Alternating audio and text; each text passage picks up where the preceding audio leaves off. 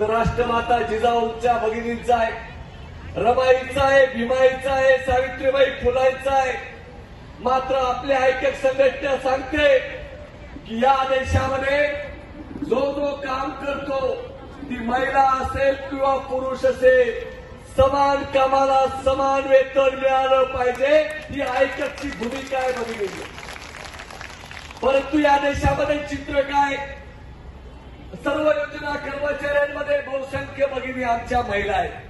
ती अंगणवाडीची भगिनी असेल, ती आशाताई असेल, पोषण आहारची कर्मचारी असेल, उमेदच्या कर्मचारी असतील, आमच्या कंत्राटी नर्सेस असतील, या सर्व कोण आहेत? सर्व महिला भगिनी आहेत. परंतु या देशामध्ये डॉक्टर बाबासाहेब आंबेडकरांनी आपल्याला भारतीय संविधान दिलं. त्यांनी असंच कुठं म्हटलं नव्हतं की भगिनींना, योजना कर्मचाऱ्यांना तुटपुंज पैसे देऊन काम करून घ्या, असं म्हटलं का बाबासाहेबांनी? असं म्हटलं नाही. परंतु या देशामध्ये सरकारच, केंद्राचं आणि राज्य सरकार अल्प मानधन देऊन आपल्याला वेतन नाकारून शोषण करतंय, असा या महाराष्ट्र आणि केंद्र सरकारचा ऐक्यच्या वतीने या महासंघर्ष यात्रेच्या निमित्तानं जाहीर निषेध मी आपल्या समोर करू इच्छितो. भगिनींनो, आपली भूमिका आहे की या महाराष्ट्र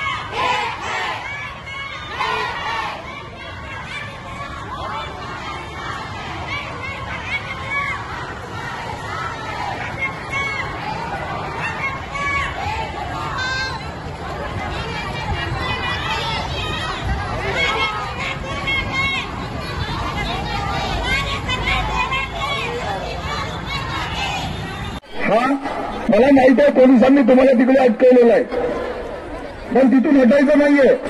बेटर आहे इतर, टेन्शन नाही.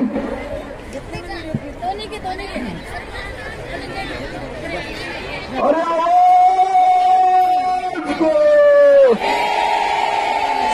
हमारी यूनियन, हमारी यूनियन, एकनाथ शिंदे होश में, तानाजी सावंत होश में,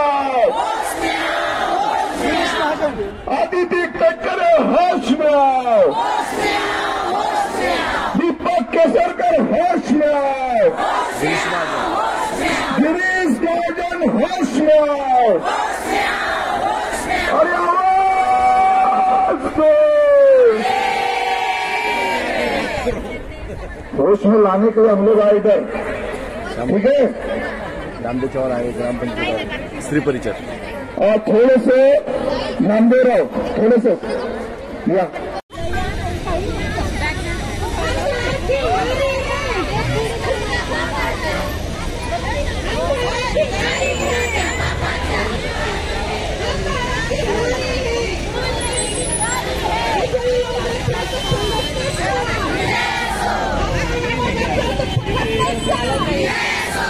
जेल भरो करायचं आहे.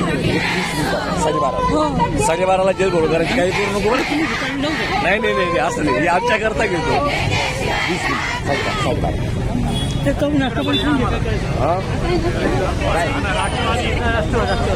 राष्ट्रवादी रोहित पवार.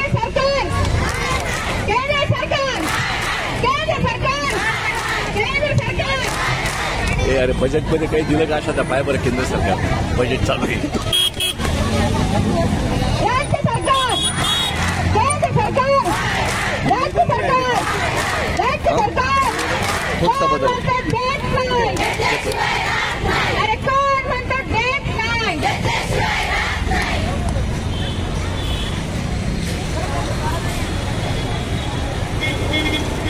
आज पळू नको बरं का लवकर. काय नाही.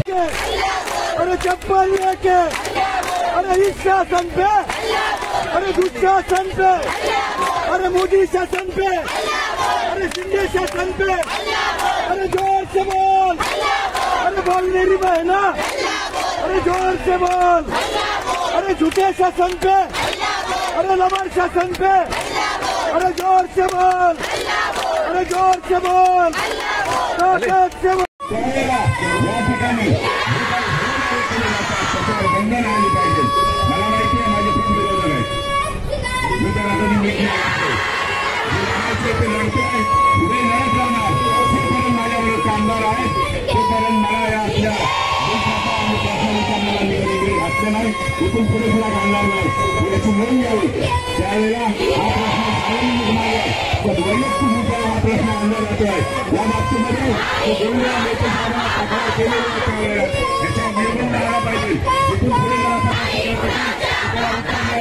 हिंदू कारखानी संसदीय कामगार आत्ताच्या भागाला आहे. जय कामगार.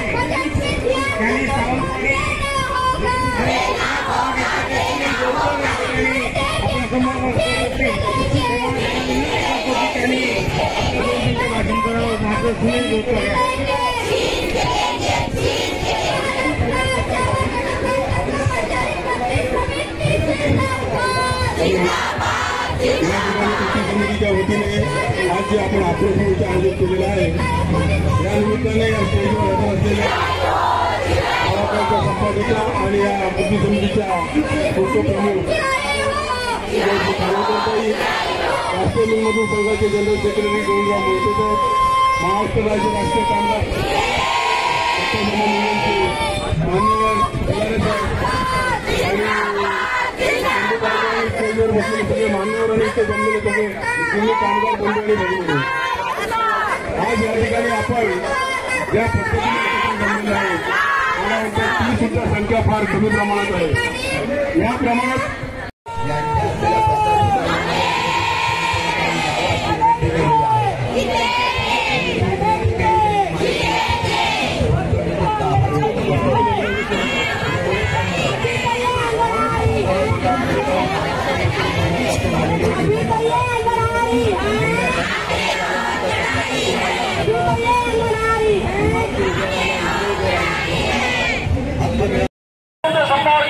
त्यांना काही मिळालं नाही त्याचा संप सोडावा पडणार असं तुमच्या बाबतीत पण करण्याचा त्यांचा विचार दिसतोय.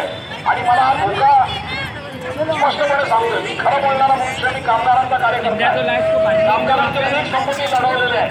खरं बोलून खोटे बोलून आश्वासन देऊन असं होणार तसं होणार हे बोलण्यात काय अर्थ नसतो.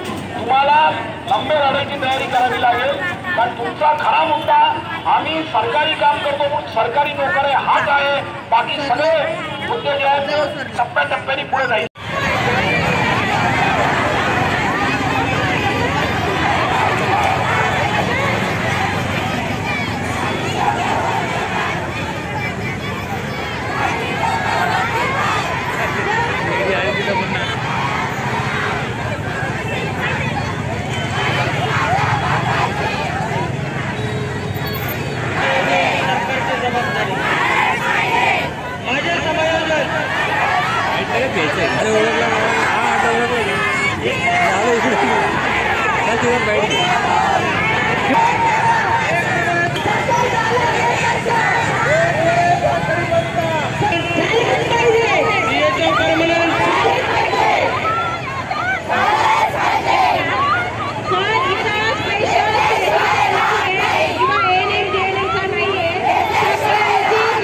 जर तुम्हाला जमत असेल ना तर आमच्या बरोबर तुम्ही पण येऊन बसा म्हणे. तर ते माणसं खरंच गाडी करून तिथं आलो तर आम्ही आश्चर्यचकित झालो. ते माणसाच्या बायांबरोबर 8 दिवस तिथं राहिले. त्यांना पण राहिल्या त्या बाया गेल्या नाही रिटर्न. त्यामुळे ताई अशा नासच करावं लागतं म्हणे. पण मग तुम्ही आपण नाशिक म्हणून होतो, काहीच हरकत नव्हती येण्या जाण्यासाठी, काहीच नव्हतं लागत. मला नाही वाटत कोणाला खूप पैसा लागला असा जाण्या येण्यासाठी, कारण सरांनी डिटेल ट्रेनची डिटेल पण आपल्याला टाकत होते. ट्रेन मध्ये पण आपल्याला तिकीट लागत नव्हतं, काही लागत नव्हतं. मी माझ्या कष्टाचे घेतले. आता जे वाढलेले पैसे मला मिळतील ते माझ्या कष्टाचे मिळतील. मी कोणाचे बी याच्यावर घेणार नाही. आता मी तिथं मुंबईला गेली, जे नाही गेले त्यांना स्वतः मनाला वाटलं पाहिजे की आपण याच्या पुढे सुद्धा 2 दिवस हो का 1 दिवस हो आपण हुंसन गेलं पाहिजे, एवढी माझी अपेक्षा आहे. आणि हे सांगते की कोणी बी कोणाचं राग धरू नये. आता मी पण नाशिक रोडची ऑफिस आहे, तिथं बोलायला गेली, तिने फोटो टाकले. मी 4 दिवस मुंबईला होती, कुठं आझाद मैदान है. तो वो 97 की उम्र हो या 100 साल की उम्र हो मायने नहीं रखती है, क्योंकि उन्होंने इतने साल तक काम किया है, उन्होंने उसको जिया है, उनको अच्छा लगता है हमने जो किया है, हमने जो संघर्ष किया है वो अगली पीढ़ी सुने, अगली पीढ़ी उसको समझे और उससे सीखे वो अनुभव. अभी मैंने साधना ताई ने यहाँ पर जो उनके बारे में परिचय दिया, मैंने साधना ताई से कहा ये पेपर आप मुझे दे दीजिए, क्योंकि मैं थोड़ा लेट पहुंची और जितना मैंने सुना तो मुझे ऐसा लग रहा था जब वो बोल रही थी कि शायद कोई रील चल रही है, वो चित्र मेरे आगे घूम रहे हैं और ये धरोहर है. तो वो पेपर उन्होंने मुझे दिया कि ठीक है ये आप रख लीजिए, मेरे पास इसकी कॉपी है. साथियों, आप काफी समय से बैठे हुए हैं, खाने का भी समय हो गया, आपको घर भी जाना होगा. मैं सिर्फ आपसे, ये कोई पॉलिटिकल मंच नहीं है, लेकिन इस मंच की विचारधारा जो है उसके तहत आपसे सिर्फ इतना कहूंगी कि आने वाला समय हमारे लिए बहुत जवाबदारी का है. आने वाला कुछ महीना, क्योंकि इस बार अगर हम चूक गए तो शायद आने वाली नस्लें हमें कभी माफ नहीं करेंगी, क्योंकि हमने 2014 में एक सरकार चुनी. हमें ये लगा कि उसके पहले की जो सरकार है वो सरकार बहुत करप्ट है, वो सरकार बहुत बर्बाद, गरीबों का साथ नहीं देती है, वो सरकार बेरोजगारों का साथ नहीं देती है. ये नया बंदा जो आया है ये कह रहे हैं लोगों को काम देंगे, गरीबी हटाएंगे, तो एक मौका उसको देते हैं. हमें नहीं मालूम था कि हम गलती कर रहे हैं. हमें ये लगा कि शायद सच में जो ये कह रहा है कि अच्छे दिन आएंगे तो वो अच्छे दिन आएंगे, लेकिन 2014 से 2024 आ गया है, 10 साल हो गए हैं और हमारे अच्छे दिन हमसे ज्यादा कोई नहीं जान सकते कि ये अच्छे दिन थे कि नहीं. आज हमारे देश का 9 लाख बेरोजगार है. ये सरकार कहती है पकौड़े तलिए.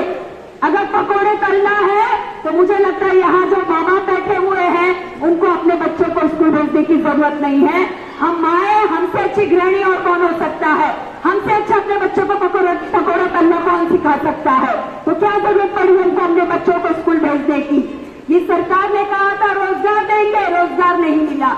इस सरकार ने कहा था गरीबी दूर करेंगे, दिन पे दिन गरीबी कहां से कहां पहुंच गई. महंगाई, हम जानते कि गरीबी दूर हुई है कि गरीब दूर हुआ है. तो साथियों, आने वाला समय हमारा है. याद कीजिए, हमारे पूर्वज समझदार थे, इसके लिए इनको सत्ता में कभी नहीं लाए.